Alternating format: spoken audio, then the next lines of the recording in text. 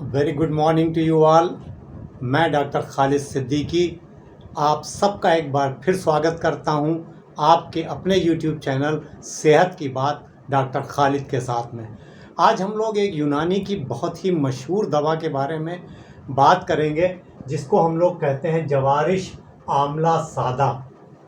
तो हम ये जानेंगे कि इस दवा का नाम जवारिश आंवला सादा क्यों रखा है, कौन कौन सी दवाओं को मिला के इस दवा को तैयार किया जाता है, क्या क्या फ़ायदे हम इससे उठा सकते हैं, कितनी डोज में लेना है, किस तरह से लेना है और किसको इस दवा का इस्तेमाल नहीं करना है। तो आइए फ़ौरन वीडियो शुरू करते हैं। हम लोग कई बार जवारिश की बात कर चुके हैं और मैंने आपको बताया था कि यूनानी में जब भी जवारिश की बात होगी तो इसका मतलब ये है कि हम लोग एक ऐसी दवा के बारे में बात कर रहे हैं जो आम तौर पर पेट के रोगों के लिए फ़ायदेमंद साबित होती है। यानी डाइजेस्टिव सिस्टम पे उसका मेन काम होता है, बाकी दूसरे सिस्टम में भी फ़ायदा करती है लेकिन डाइजेस्टिव सिस्टम के लिए ख़ास होती है। और दूसरी खूबी इसकी ये होती है कि ये दवाएं खुश जायका होती हैं, यानी टेस्ट में बेहतर होती हैं।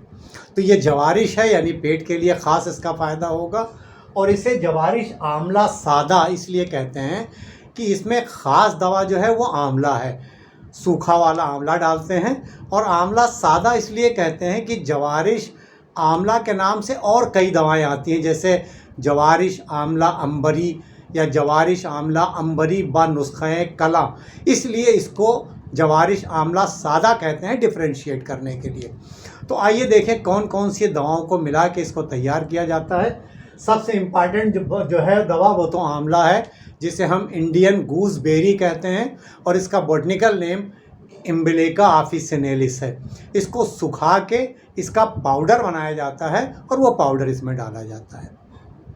दूसरी दवा जो है वो है बुरादा संदल सफ़ेद, जो सैंडलवुड है, सफ़ेद वाला चंदन जो है उसका पाउडर डाला जाता है। इसका बॉटनिकल नेम सैंटलम एल्बम है। तीसरी दवा पड़ती है गुले सुर्ख, गुलाब का फूल जो रोज़ पेटल्स हैं उनको सुखा के डालते हैं और इसका बॉटनिकल नेम रोज़ा डेमेसेना है। चौथी दवा जो डाली जाती है वो है हीले खुर्द, छोटी वाली इलायची, हरी वाली, जिसे ग्रीन कार्डमम कहते हैं और इसका बॉटनिकल नेम इलेटेरिया कार्डमोमम होता है।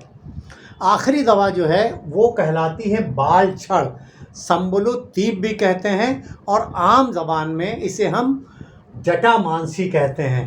इंग्लिश में इसको स्पाइकेनार्ड कहा जाता है और इसका बॉटनिकल नेम जो है वो नॉर्डेस्टेकिस जटामांसी है। तो ये दवाएं पड़ती हैं अलग अलग मात्रा में और उसके बाद इनको शक्कर यानी जो शुगर है उसकी चाशनी बनाई जाती है और उसमें मिला करके एक सेमी सॉलिड दवा गीले हलवे जैसी तैयार कर दी जाती है और वो जवारिश आंवला सादा कहलाती है। अगर हम लोग दवाओं की क्वांटिटी की बात करें तो अलग अलग पड़ती है। आमतौर पर सबसे ज़्यादा आंवला पड़ता है 1 kg। इसमें आंवला अगर लेंगे तो 200 ग्राम बुरादा संदल सफ़ेद होगा और गुले सुर्ख और ये छोटी इलायची और जटामांसी ये तीनों 80-80 ग्राम लेंगे। इस दवा जब ये तैयार होती है इसकी ओवरऑल इसका मिजाज या इसकी तासीर जो है वो ठंडी होती है, इसलिए कि देखिए सबसे ज़्यादा आंवला पड़ता है। आंवले का मिजाज सर्द और खुश्क है। ये जो सैंडलवुड है यानी जो चंदन पाउडर है इसका मिजाज भी सर्द और खुश्क है। गुले सुर्ख जो गुलाब का फूल है ज़्यादातर लोगों के नज़दीक इसका मिजाज भी सर्द है यानी ठंडा है। छोटी वाली इलायची और बालछड़ ये दोनों गर्म होती हैं, लेकिन चूँकि दवा जो ज़्यादा पड़ रही है वो सर्द है इसलिए इसका मिजाज सर्द और खुश्क होता है इस दवा का। तो आइए अब इसके फ़ायदों की बात करते हैं। जवारिश आंवला सादा की अगर पहले फ़ायदे की बात की जाए तो ये मुक़व्वी मैदा कहलाती है, यानी हमारे आमाशय को ताकत देती है, स्टमक टॉनिक के तौर पर काम करती है। और जब हमारा आमाशय ताकतवर होगा तो हमारा पूरा डाइजेशन बेहतर होता है। ख़ास तौर पर ऐसे लोगों के लिए ज़्यादा फ़ायदेमंद हो जिनका मिजाज सफरावी है, यानी जो पित्त प्रकृति के हैं, गर्मी उनके शरीर में ज़्यादा है। तो अगर आमाशय में गर्मी ज़्यादा है, उसकी वजह से आपका डाइजेशन ख़राब है, जलन हो रही है, खट्टी डकार आ रही है, गैस ज़्यादा बन रहा है, या आपको बार बार गर्मी की बढ़ी हुई गर्मी की वजह से दस्त आते हैं, पतले पखाने होते हैं, तो उसमें जवारिश आंवला सादा का इस्तेमाल काफ़ी फ़ायदेमंद साबित होता है। तो हमारे इंटेस्टाइन को भी ताकत देती है और हमारे आमाशय को भी ये ताकत देती है, हमारे डाइजेशन को बेहतर करती है। इसी तरह लीवर के लिए भी फ़ायदेमंद है।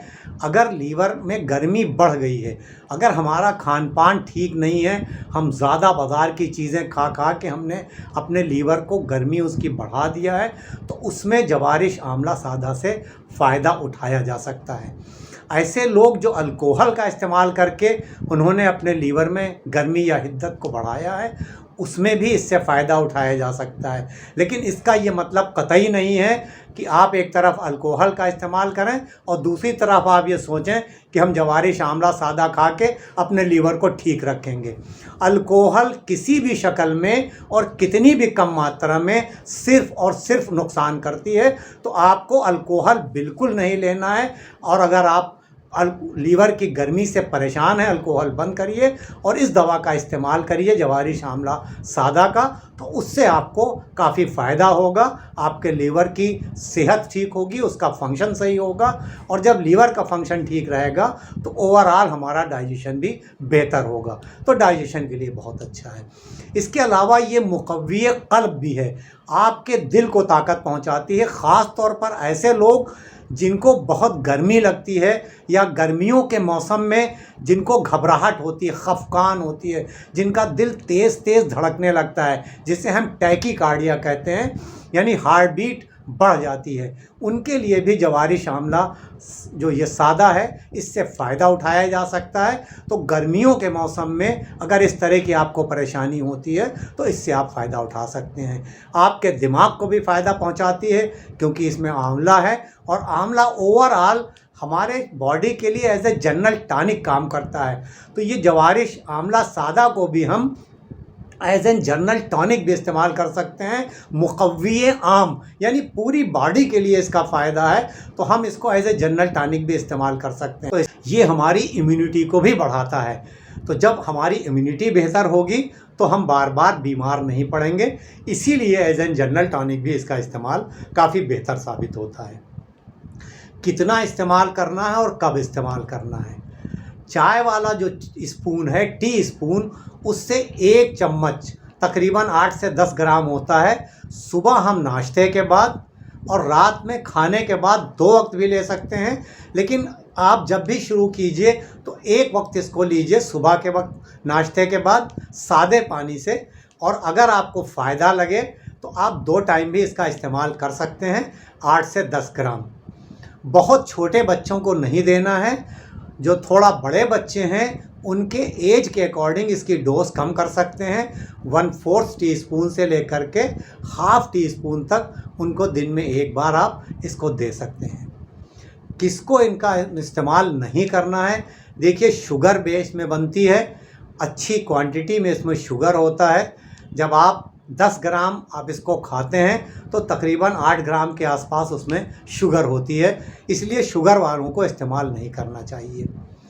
वो महिलाएं जो प्रेग्नेंट हैं या जो अपने बच्चों को दूध पिला रही हैं, वो अगर इस्तेमाल करना चाहें तो वो अपने आसपास किसी यूनानी फिजिशियन से सलाह लें, तभी इस्तेमाल करें, उससे पहले इस्तेमाल ना करें।